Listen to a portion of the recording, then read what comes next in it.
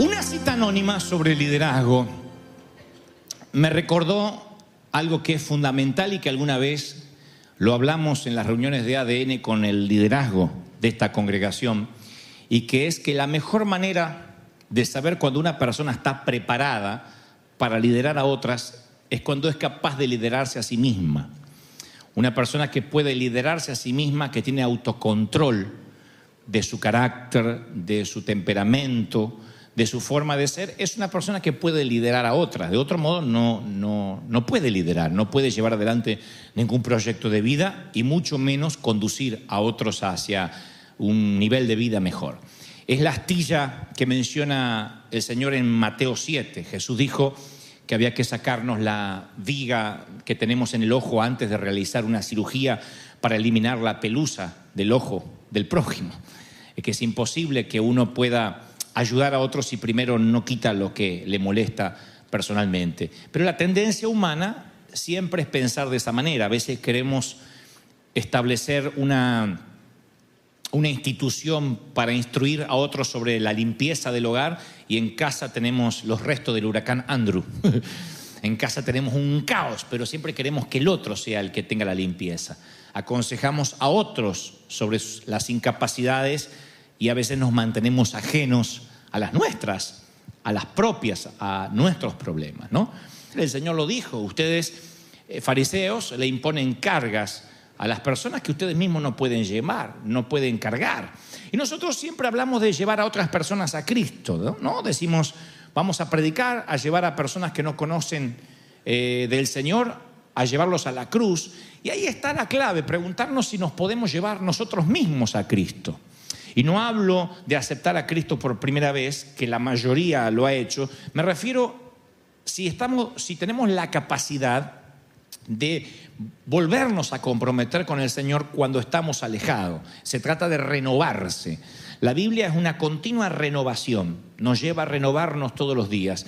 Isaías 53:6 dice: todos andábamos perdidos como ovejas, cada uno seguía su propio camino, pero el Señor hizo recaer sobre él la iniquidad de todos nosotros, sobre Cristo, la iniquidad o el pecado de todos nosotros. Entonces yo veo, antes de construir lo que quiero decirle, quiero darle esta suerte de introducción. Cada vez que el Señor nos compara con ovejas, y lo he mencionado en otra ocasión, siempre me pregunté por qué se le ocurrió al Señor compararnos con las criaturas esas peludas que pululan las colinas de Judea. ¿Por qué no nos compara con ovejeros alemanes, por ejemplo?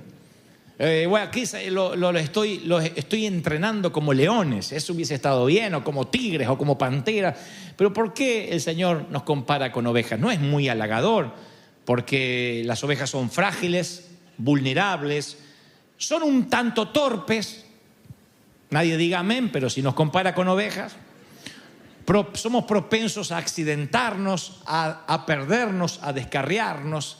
Pero nos compara con ovejas porque es el único animal que sí o sí necesita un pastor. No hay ovejas salvajes, no hay ovejas que anden por la pradera de manera salvaje y puedan sobrevivir. Después todo el resto de los animales tienen su versión del salvajismo, tienen su versión no domesticada. Hasta un gato puede ser salvaje, un perro puede ser salvaje, pero no una oveja.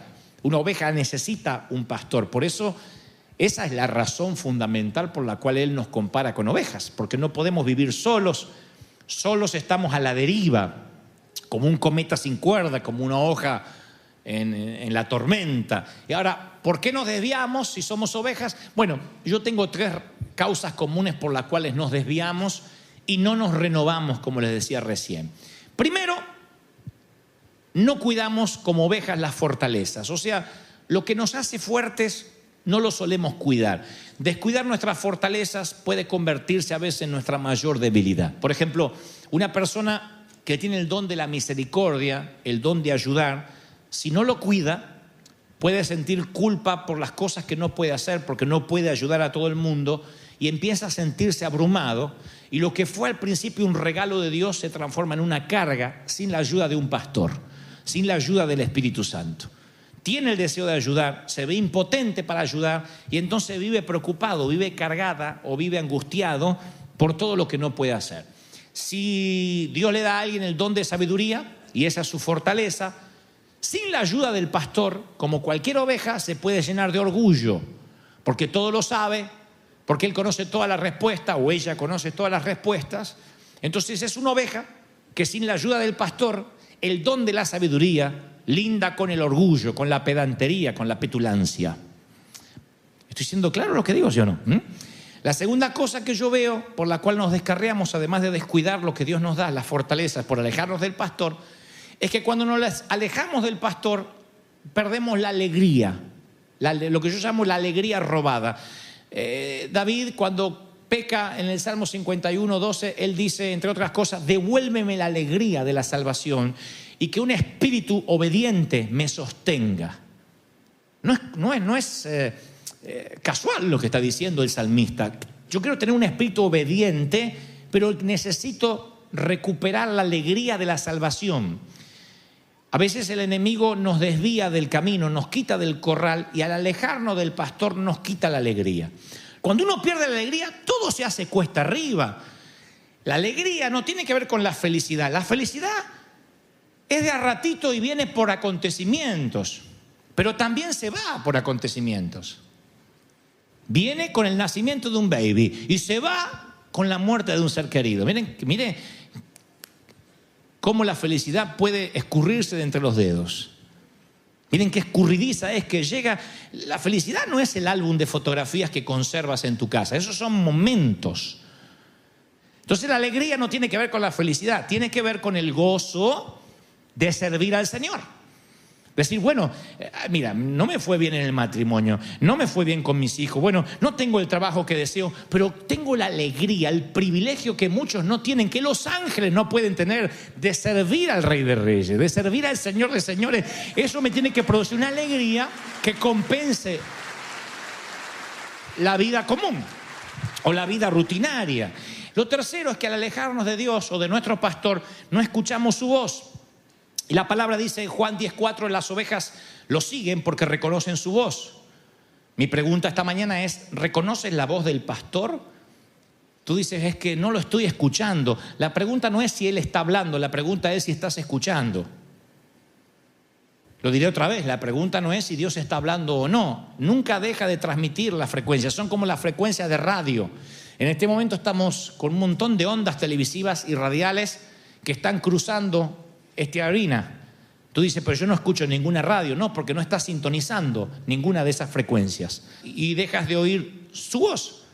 Entonces yo puedo ver tres cosas en esto de alejarse del pastor y por qué nos descarriamos y no nos renovamos. Y voy a repasarla. La primera es la que le dije recién. Bueno, además de perder la alegría, no reconocemos su voz y, entre otras cosas, no cuidamos los talentos que Dios nos dio. Entonces un día estamos alejados. Ahora, ¿me están siguiendo, sí o no? Déjame que te diga algunos tips que he aprendido. No sé mucho de ovejas, pero sé algo de la vida, porque he vivido, en mis 32 años de vida he vivido mucho. Y sé algo, no, ya voy para medio siglo, pero en mi medio siglo de vida yo he aprendido algunas cosas, porque en ese medio siglo he estado mínimamente unos 42 años en las cosas del Señor, desde chiquitito.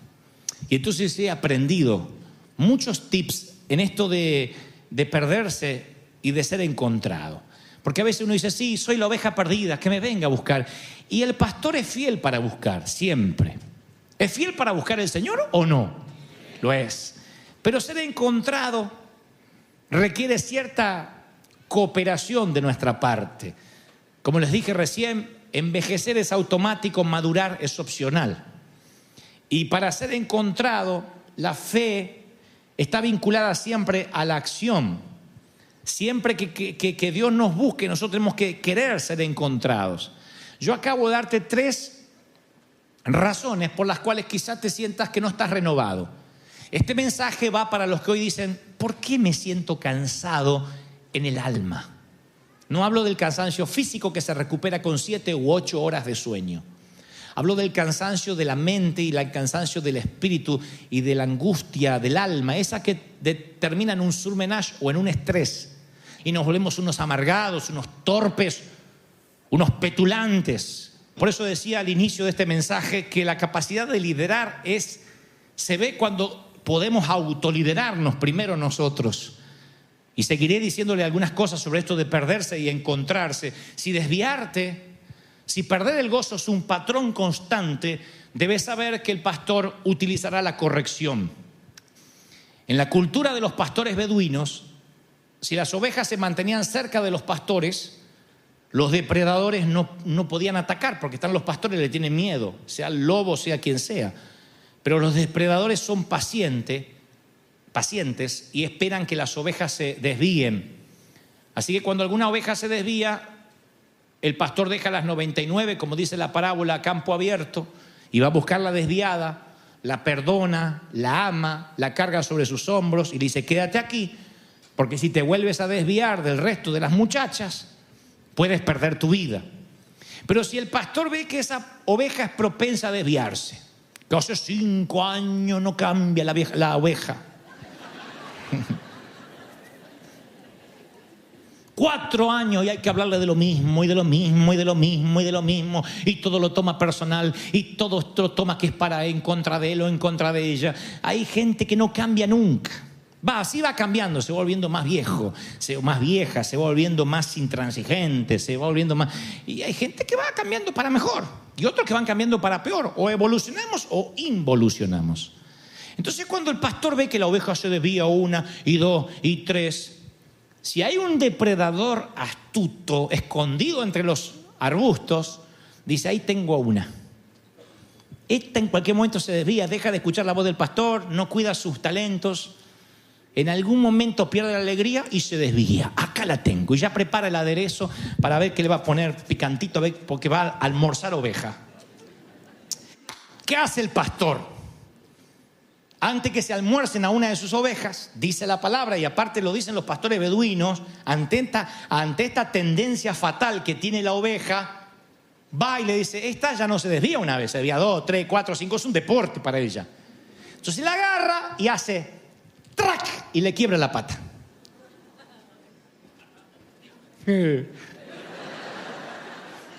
Es bíblico. Nada más que te la tengo que quebrar así porque no puedo con el brazo, pero de alguna forma te la quiebro, dice la palabra. ¡Pac! Le quiebra la pata, le rompe la pata, comienza una lucha. El pastor metódicamente va a entablillar la pata rota, la envuelve en gasa y vuelve al rebaño cargando a la descarriada oveja sobre sus hombros. Esto lo dicen, cuando estuvimos en Israel nos contaban los guías. Así se sigue haciendo con las ovejas rebeldes. Pues yo le pregunté: ¿qué tal eso de la parábola que le quiebra la pata? No, es verdad, es la disciplina que tiene que usar el pastor con las ovejas. Le digo: pero ¿es un castigo? No, dice, es que al quebrarle la pata a una oveja y después la sana, porque el pastor no la deja hasta que la curación se complete, cuando la ovejita puede sostener su propio peso, en el proceso de sanación se produce una transformación en la mente de la oveja. La vieja tendencia, me desvío, va cambiando. Y si me desvío, me rompen otra pata. Su tendencia cambia y su tendencia es a mantenerse cerca del pastor. Después es la oveja que camina acá, íntimamente, es la más íntima. Es la que nunca más se despega del pastor. Ustedes dirán: es la que debería, ¿qué te pasa, loco? A ver si me la quebras de vuelta. No, se pega. Porque la oveja logra entender que le quebraron la pata a causa del amor, para que un depredador no se la almuerce.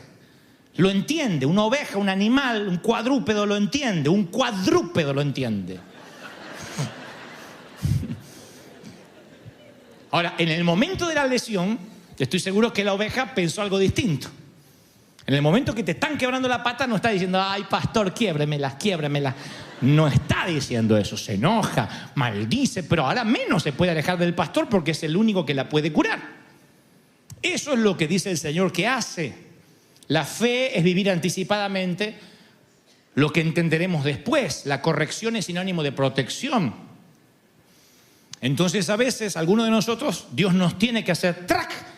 Y decimos: pero ¿por qué tuve que perder el empleo? ¿Por qué? ¿Por qué me pasó esto en el matrimonio? ¿Por qué me pasa esto con mis hijos? Y si miramos hacia atrás de manera autocrítica, vamos a descubrir que tenemos una tendencia a perder el gozo de servir, a dejar de oír su voz, a no cuidar los talentos que Dios nos dio. Entonces ya no somos la oveja que cada 10 años se descarría un poquito, sino que vive descarriada y cada 10 años se acerca un poquito. Cuando la tendencia es a la inversa de como debería ser, el pastor que te ama tanto te quiebra la patita, te trae en los hombros y por la montaña a buscarla fue, la encontró de novio con un inconverso, le quebró la pata, la trajo de vuelta y al redil volvió. Creo que cuando el Señor ve que hay una tendencia, ¡trac!, nos quiebra y nos trae de vuelta y nos pegamos íntimamente a Él. Lo segundo que yo descubrí, e insisto, no porque conozco de ovejas, sino porque conozco de caminar con el Señor algo, es que el camino que transitamos es nuestro destino. Si una oveja se desvía y se desvía y se desvía, tarde o temprano va a llegar a Egipto y no a Israel. Si te estás desviando y todo el tiempo estás perdiendo el gozo, no te van a recordar como un buen padre. Te van a recordar como un padre que quiso tomar el camino correcto, pero que se equivocó. Supongamos que hay una mujer soltera que dice: yo quiero enamorarme de alguien que realmente vaya en la dirección correcta, quiero enamorarme de alguien que me comprenda, de alguien a quien ame. Esa es su intención, pero luego en el camino se mete con el primero que se le cruza solo para no sentirse sola, y entonces ella descubrirá que Egipto está apenas bajando la calle. Un día se encuentra desviada, perdió la manada y no sabe cómo llegó hasta ahí. O supongamos que un esposo dice: yo quiero que mis hijos me respeten cuando crezcan, pero sus hijos ven que él pierde la paciencia con frecuencia y siempre anda con sujeta la va a quedar así cuando la agarre, dijo la mujer. Sus hijos dicen: papá intenta, pero Asiria está a la vuelta de la esquina. Supongamos que un joven cristiano dice: yo realmente deseo desarrollar una intimidad profunda y duradera con Dios, pero todos los días se levanta tarde, mira su Facebook, sus redes sociales y vive atado al celular. Mi querido, por más que quieras tener una relación con Dios, Egipto es la próxima salida del freeway. Los recién casados deberían tener una seguridad económica a la edad de sus padres. Sin embargo, no planifican nada, compran todo lo que ven, se meten en créditos, en abusos de tarjetas de crédito justamente. Y yo les diría: espero que hayas empacado bien para las tormentas de arena que te van a tocar en Egipto y Asiria, porque te estás desviando. Entonces, cuando veo una oveja que tiene una tendencia para desviarse a Egipto y a Siria, lo más probable es que el Señor tenga que corregirte con la pata quebrada y traerte de vuelta. ¿Qué trato de decir? Que a lo mejor esto que te está pasando no es una causal de que el enemigo metió la cola necesariamente, sino que Dios te corrigió porque te ama demasiado.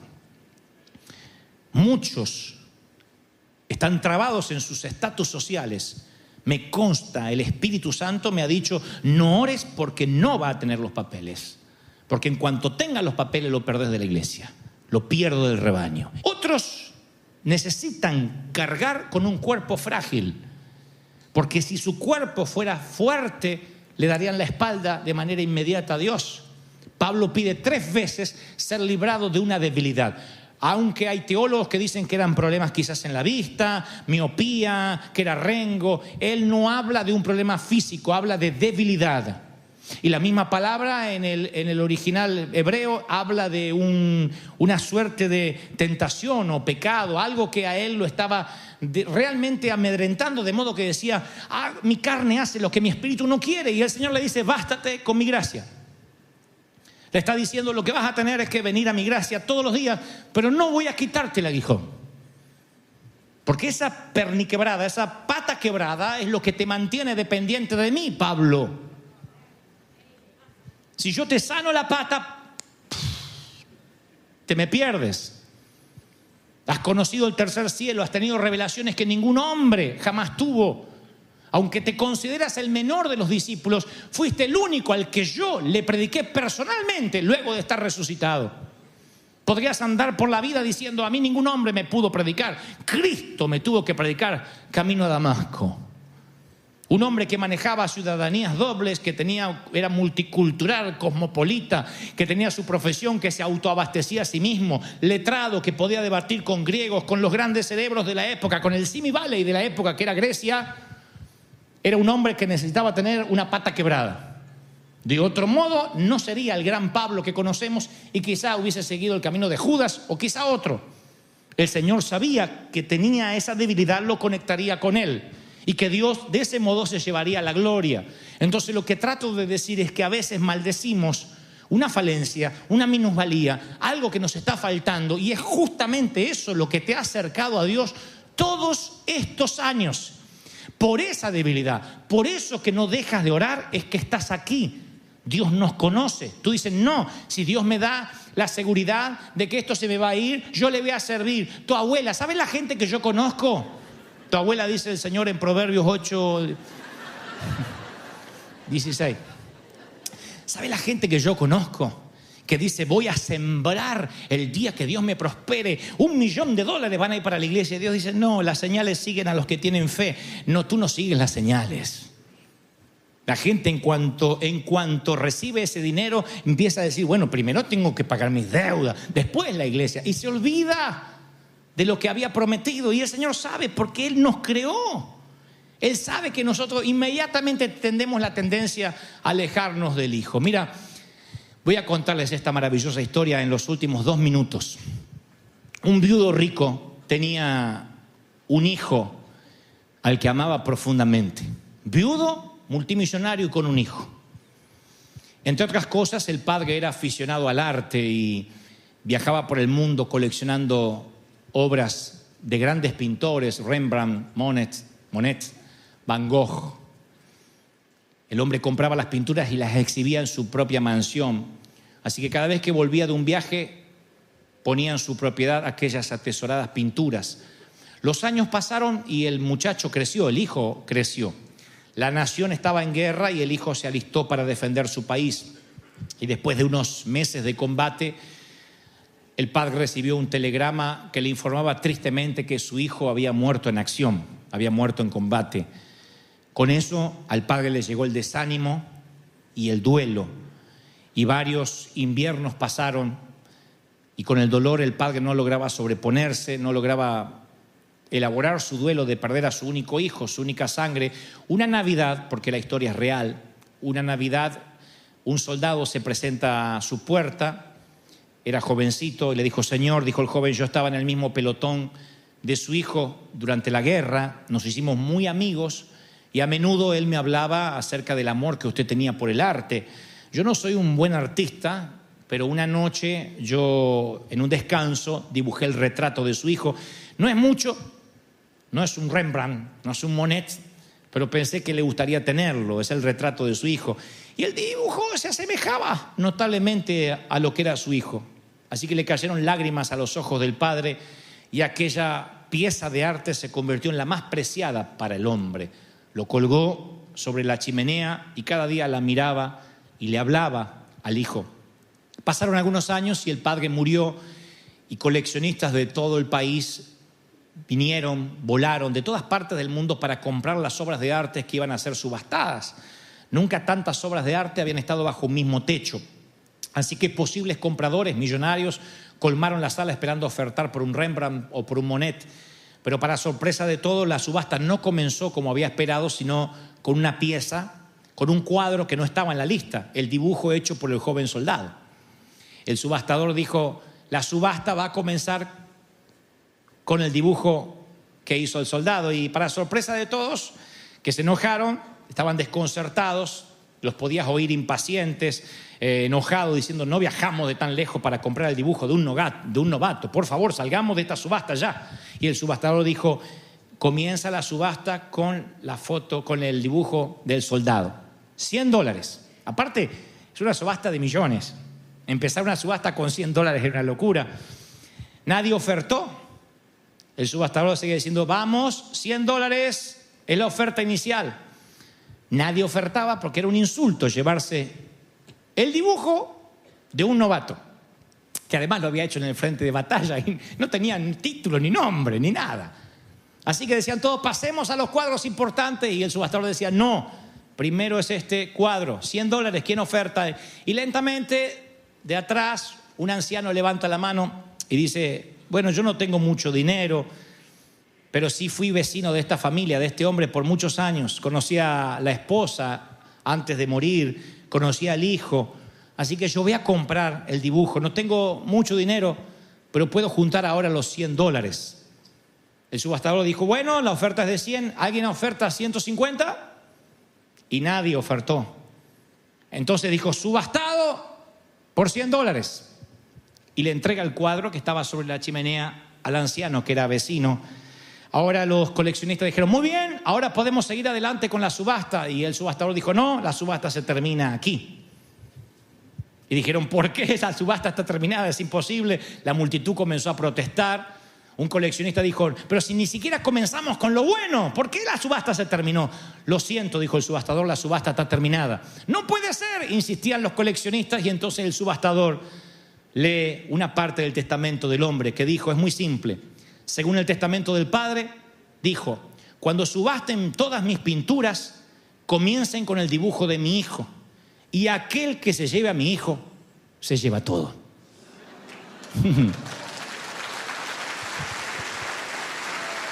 ¿Te llevas al hijo?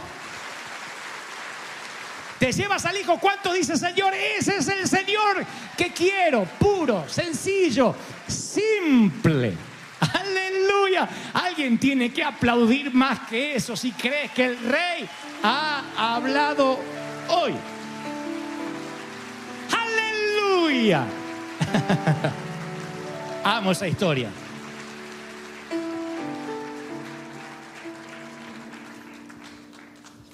¡Trac! Y el Señor te dice esta mañana, ¿quieres regresar al redil? ¿Quieres volver a casa? ¿Puedes liderarte a ti mismo para volver a casa? ¿Quieres volver a casa? Te propongo un camino de regreso a casa. Cerca del Hijo y te llevas todo. No hay nada mejor que estar cerca del Hijo, aunque tengas que venir cojeando. Pero es maravilloso cojear, porque significa que es la marca que tuviste un encuentro con Dios. Antes del gran suplantador llamado Jacob, yo prefiero al príncipe con Dios llamado Israel. Porque este hombre tuvo un encuentro con el Señor. Y el Señor dice, tú vas a tener un encuentro conmigo. Te guste o no te guste, me empeciné con tu vida y no te dejo hasta que no te haya bendecido. Vamos, póngase de pie y vamos a orar al Señor.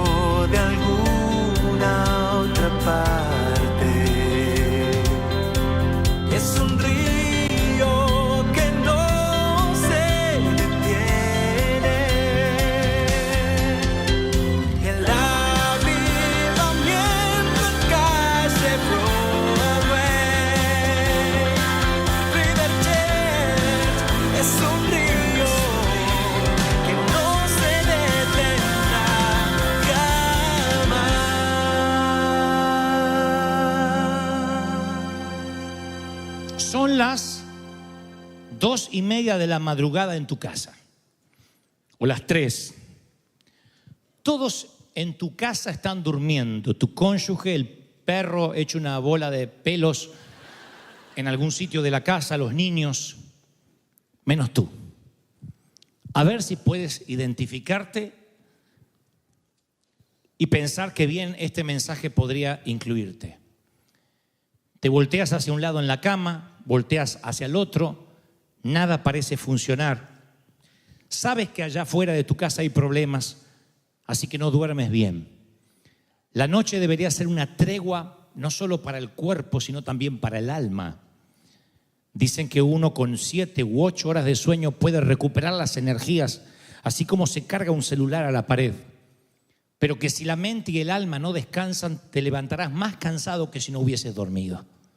Y entonces son las 2, las 3, las manecillas del reloj o en los números digitales parecen no avanzar. Tienes una angustia que no podrías describir en palabras. Si alguien te dijera exactamente qué te pasa, por qué estás triste, no sabrías qué decir. No tienes algo como un diagnóstico médico, una quiebra financiera, una carta del banco. Sin embargo, tienes una angustia que no te permite respirar profundamente o con tranquilidad. Y no es que te agarró un demonio, no significa que eres un fracaso o lo que es peor, que dejaste de ser cristiano. De hecho, los cristianos batallamos con esas cosas. Se llama ansiedad. La ansiedad es esa angustia que está en lo profundo del alma, como incrustado, como si fueran guijarros pequeños o granos de arena que lastiman el pie porque están en el zapato. No es un gran problema, pero ahí están causándote molestia. Es como un temor de baja intensidad, como un malestar, una intranquilidad de lo que podría pasar, un viento frío que no deja de soplar. Y dices, yo sé que algo malo me va a ocurrir. Es una ansiedad que no te deja en paz. La ansiedad termina enfermándote el cuerpo. Eso se llama somatizar. Cuando tienes mucha ansiedad, tus defensas bajan y es como que tu cuerpo pone un cartel acá que diga, invito a las enfermedades que andan dando vueltas. Se reciben enfermedades. Enfermedad que anda dando vueltas, ¡bum!, te la agarras. ¿Por qué? Porque tus defensas bajan.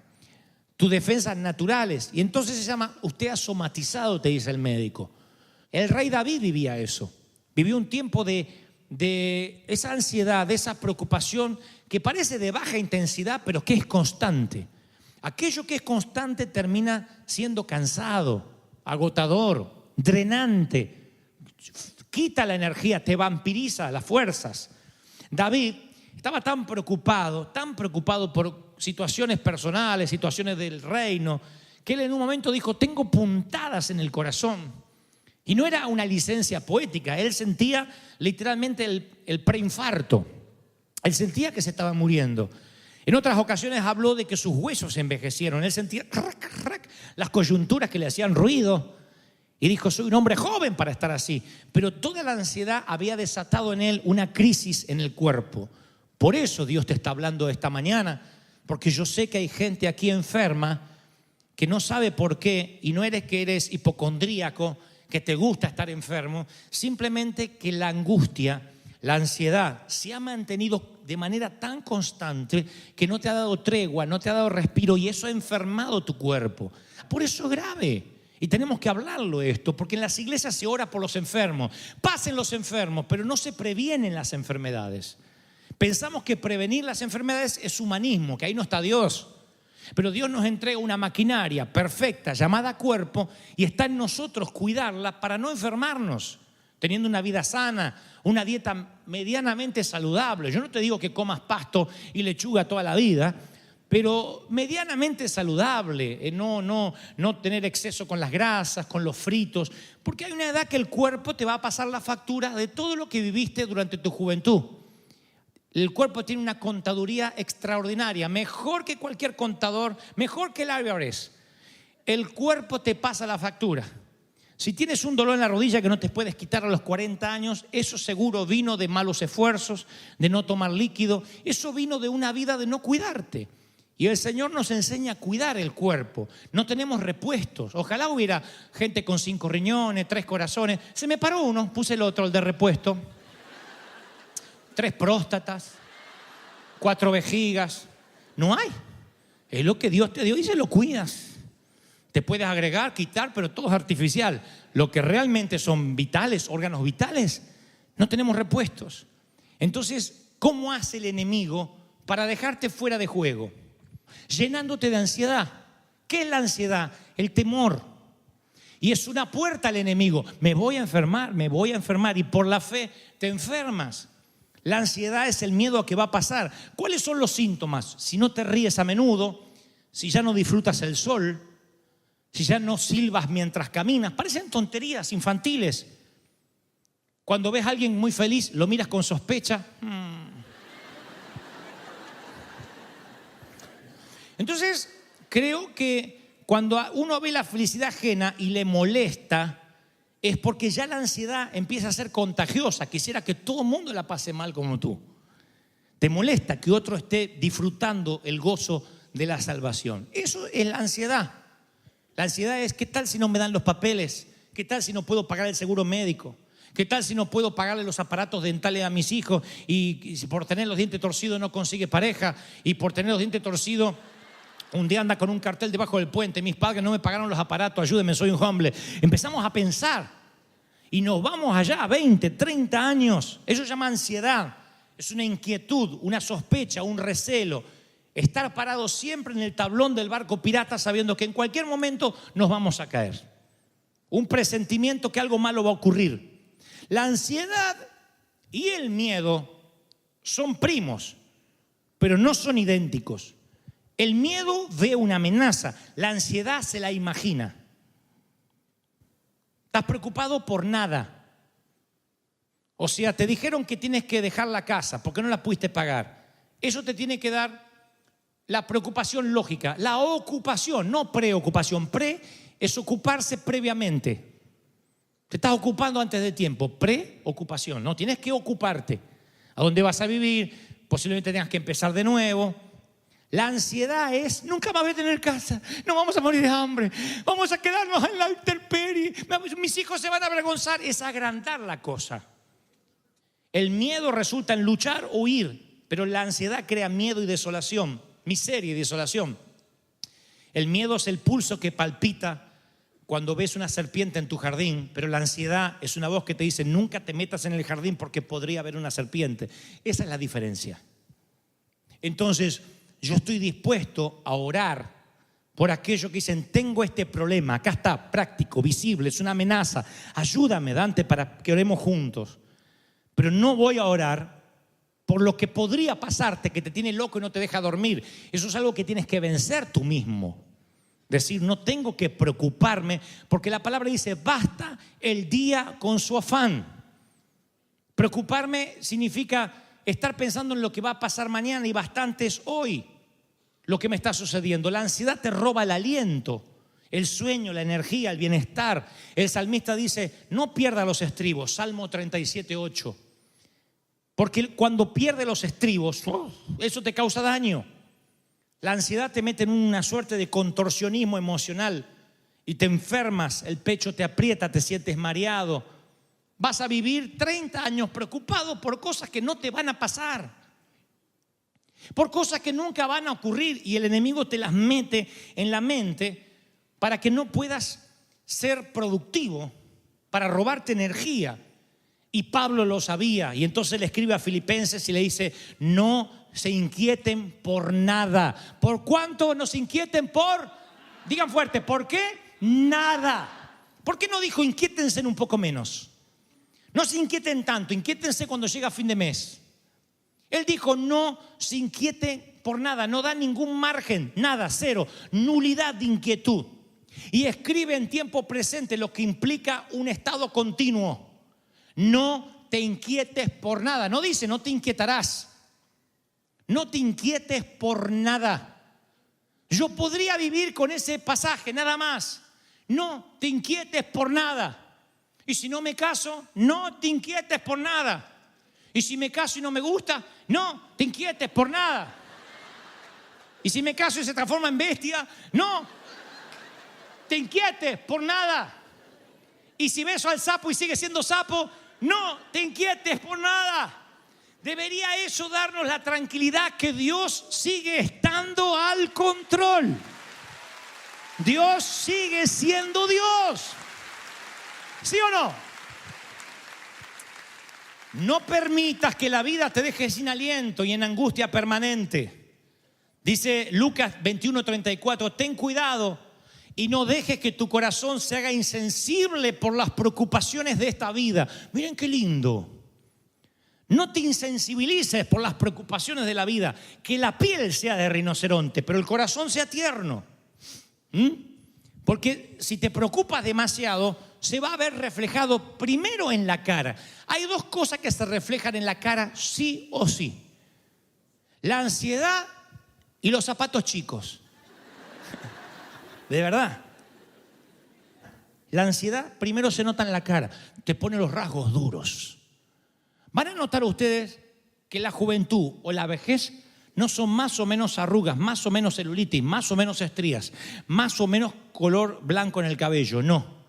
La vejez se nota en los rasgos duros. Cuando alguien tiene los rasgos duros, significa de que hay algo, un rictus en su cara. Aunque tenga 25 años, tú ves a una persona vieja en su espíritu porque sus rasgos están endurecidos. Y esto es bíblico, lo digo siempre, dice la palabra de Dios que el rostro refleja lo que hay en el corazón. Y si estás ansioso, los rasgos se empiezan a endurecer. Y cuando se te endurecen los rasgos, tú dices, esta persona es grande, no sé por qué, porque no tiene edad para ser grande. Sin embargo, una persona que está libre de ansiedad, aunque tenga 70 y tantos años, puede estar arrugadito, canoso, arrugadita, pero tú ves que los rasgos están blandos. Son rasgos de una persona bella en el Señor, independientemente de los cánones de belleza que el mundo pueda poner. Creo que la belleza se ve cuando tu rasgo dice, estoy descansando en el Señor, y aun si me tocara morir, Dios sigue estando al control. ¿Lo reciben, sí o no? Entonces, ¿te estás riendo menos que antes? ¿Cuánto hace que no se carcajea alguien acá de verdad? No es. Eso es estreñido de vientre y no me quiero reír más porque se me escapa. No, es una risa del fondo. Quienes te conocen, vieron que está el juego de asociaciones, que uno dice una palabra y tú tienes que decir otra. Si dijeran tu nombre, ¿con qué palabra, con qué adjetivo te asociarían? Fulano, negativo. Chismoso. Serio. ¿Con qué palabra te asociarían si tuvieras que definirte solo una palabra?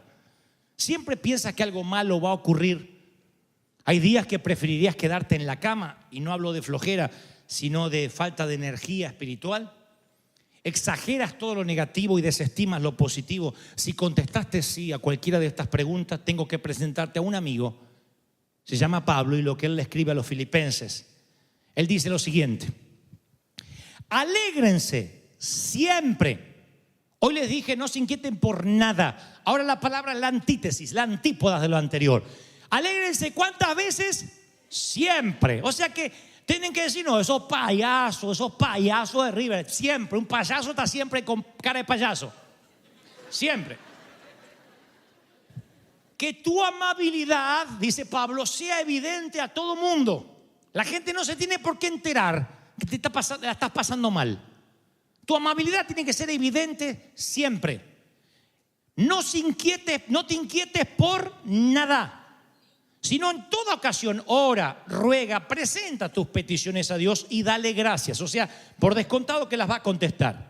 Y la paz de Dios que sobrepasa todo entendimiento, cuidará tus corazones, cuidará tus pensamientos en Cristo Jesús.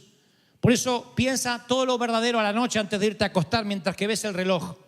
Todo lo respetable, todo lo justo, todo lo puro, todo lo amable, lo que es digno de admiración, lo que merezca elogio, en eso tienes que pensar. Esa es la cura para la ansiedad. Se te va la ansiedad para siempre. Una paz que sobrepasa todo entendimiento. Cuando alguien tiene paz, cuando alguien tiene tranquilidad, ustedes van a ver que cambia la atmósfera, cambia el ambiente. Cuando alguien está ansioso, te contagia esa misma ansiedad. Te la contagia hasta el punto que te pone en un estado de olvidarte quién es Dios, de desestimar la bondad de Dios. Por eso Pablo dice, lo primero que tienes que hacer es celebrar la bondad de Dios. Alégrate en el Señor, alégrate. No enfoques la atención en el problema, no te obsesiones con el problema. Mientras más miras a Dios, más pequeño es el problema. Alzaré mis ojos a los montes. Noten la intencionalidad del salmista. ¿A dónde vas a alzar tus ojos? Arriba de los montes. Miras a Dios y el problema se achica.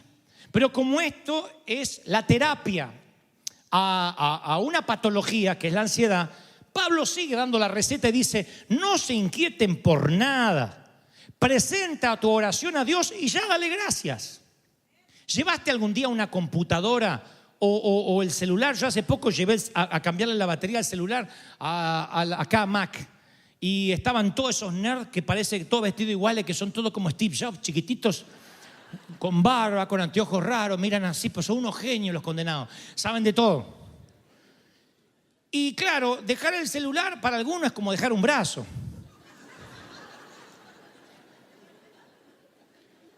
Uno no lo quiere dejar.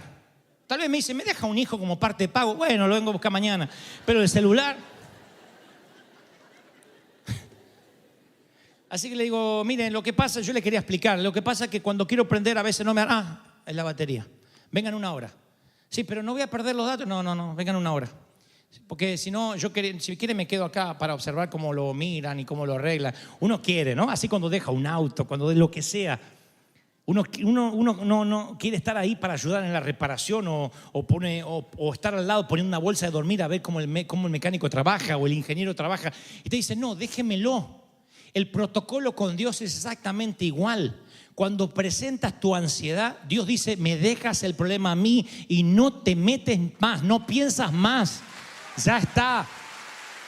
Dios dice, deja las cosas a los pies de la cruz.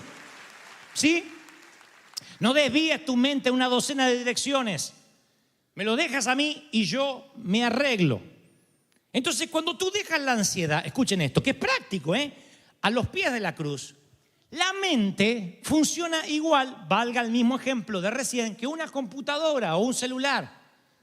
Cuando navegas mucho por muchos sitios, la computadora suele recibir mucha información que ocupan gigas de tu memoria. Tu disco rígido se va llenando de información basura que tú no pediste. A lo mejor estás queriendo planificar un viaje en Miami y te aparece Viagra. O al revés, estás buscando Viagra y te aparece Miami. Siempre hay algo que no quieres y se te mete, son cookies. De tanto en tanto tienes que vaciar la computadora porque hay un momento que todos esos iconos, todos esos sitios donde visitaste te van ocupando memoria. Y entonces cuando tú quieres usar el Word o el Excel, algo tan sencillo, no lo puedes usar porque la computadora está lenta, trabaja el relojito, trabaja. Dice, me anda lenta la conexión. No, es tu máquina. La mente es igual. No por nada la computadora dice que es una copia de la mente humana. Tu mente se llena de app, de aplicaciones. Se llena de aplicaciones inútiles. Esta aplicación para esto, esta aplicación para esto. Te pones una aplicación de, me voy a preocupar por si mi hija no se casa y queda solterona. Ya sé que tiene 7 años, pero sacó la cara del padre, no creo que se case. Te pones una aplicación acá. Te pones otra aplicación, ¿qué pasa si no podemos pagar el seguro médico? Ya sé que tenemos, pero ¿y si me lo quitan? Te pones otra, entonces se llena de aplicaciones tu celular o tu escritorio. Y cuando Dios te manda a hacer algo, a confiar en Él, no puedes porque tu mente está ocupada de tonterías, de babosadas. Hay una aplicación que se llama Babosadas. Van a encontrarla, bebé. Entonces Pablo, que es alguien práctico, dice, liberen la mente, porque está dando un remedio para la ansiedad. Liberen la mente y dice, piensen todo lo bueno, lo verdadero, lo respetable, lo justo, lo amable, lo digno de admiración. Él dice, no permitas que la ansiedad tome las riendas de tu mente. Libérate, déjalo con petición y ruego. Todo lo que te preocupa, saca todas esas aplicaciones y se las deja a los pies de la cruz y lo dejas. Le dices al técnico, ¿cuánto las vengo a buscar? Y el técnico te dirá, tranquilo, yo me ocupo de esto. Cuando esté resuelto, te aviso, como una vez me dijo un abogado. Cuando tenga una sentencia, te llamo. Si no te llamo, deja que la causa trabaje.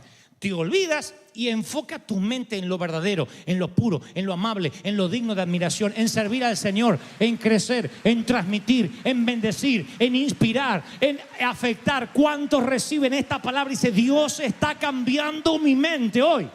¡Aleluya! Cuando más o menos en el año 90, estábamos recién casados con Liliana y perdí el empleo que nos ayudaba a pagar la renta, a comer. Fue hace 27 años. Así que yo quería hacer lo que sea. Yo quería trabajar de cualquier cosa. Liliana también, los dos estábamos buscando empleo, a ver cómo podíamos pagar la renta, afrontar los gastos. Y buscaba trabajo, empleo, aunque sea para ese día. Me subo en el tren, me voy hasta la terminal, no pago boleto, no hagan esto en sus casas, porque esto lo hice cuando no tenía mucho al Señor. Y llegué a la terminal y ahí veo que hay un puesto donde están haciendo hamburguesas y choripanes. Me acerco y le digo, Señor, yo necesito que me ayude. Él dice, ¿quieres una hamburguesa? Le digo, no, quiero trabajar acá. Me dice, no, ya está todo, ya no necesitamos nadie que trabaje. Le digo, no, por favor, déjeme trabajar, yo sé hacer hamburguesa. Tu abuela no había hecho una hamburguesa en mi vida, pero no puede ser difícil, le tira la carne y da la vuelta.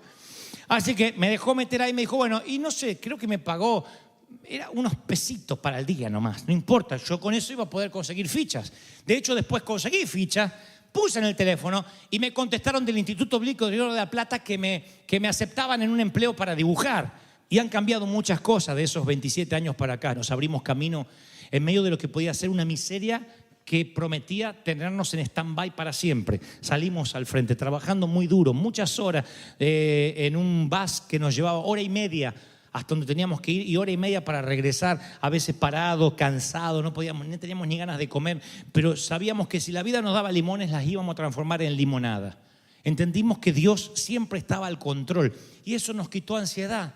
Por eso yo digo siempre, imagínate que tu papá fuera el cirujano ortopedista más importante del mundo y todo el mundo viniera a atenderse con él porque la gente viaja de las naciones porque él es el mejor que cambia articulaciones dañadas por articulaciones saludables con la misma seguridad que un mecánico cambia las bujías de un automóvil, él reemplaza caderas, hombros y rodillas. Pero tú tienes 10 años y no sabes a lo que se dedica tu papá. Solo como tienes 10 años, sabes que a tu papá le dicen doctor. Y un día estás jugando al fútbol, te tuerces un tobillo y tienes un partido importante en una semana y tu tobillo está como la pelota de tenis. No hay tiempo para muletas, no hay tiempo para cojera, tú quieres un tobillo sano. Entonces entra papá a tu habitación y te dice, hijo, examina el tobillo y dice, todo va a estar bien, vas a poder jugar. Y tú dices, no, tú no sabes nada, no voy a poder jugar, no voy a volver a caminar. Yo sé que vas a volver a caminar. No, no sabes, dice, tienes 10 años. Y tu padre te mira a los ojos y dice, ¿sabes a qué me dedico? Y tú dices, ¿eres doctor? Sí, pero ¿sabes a qué me dedico? ¿Qué rama de la medicina? Tú dices, no sé bien. Ven aquí hasta que lo descubras. Y ese día, aunque tienes el tobillo así y 10 años, permite tu papá que entres a una sala quirúrgica, a una sala de operaciones. Él va literalmente a reconstruir un tobillo y va a permitir que tú lo veas.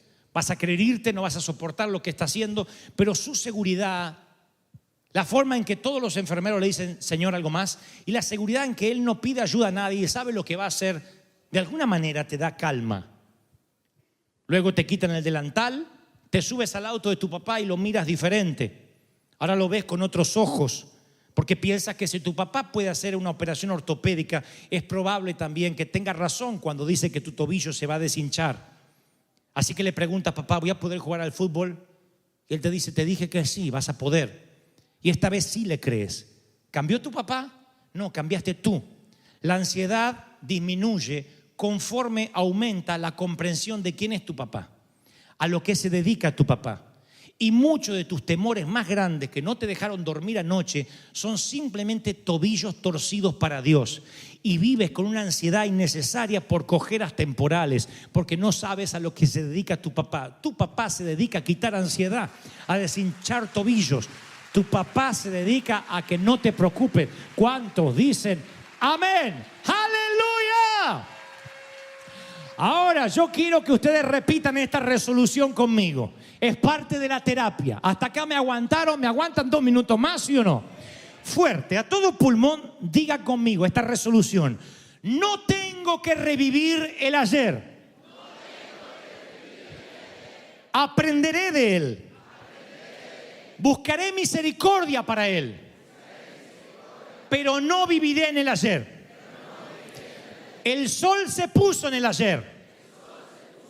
El sol no salió mañana. Hasta mañana no puedo cambiar mañana. Hoy voy a vivir el hoy. Enfrentaré el hoy con las fuerzas del hoy. Bailaré el vals de hoy. con la música de hoy. Voy a bailar hoy, reír hoy. Y cuando llegue mañana, lo haré mañana. ¿Cuántos dicen, esa va a ser mi vida a partir de hoy? Sin ansiedad.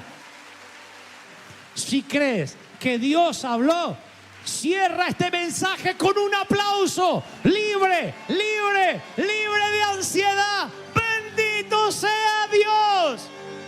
Vamos, vamos, celebra al Señor. Se va la ansiedad, se va la preocupación, hermano. Se va la preocupación, hijo querido. ¡Aleluya! No hay de qué preocuparse. Él sigue siendo fiel.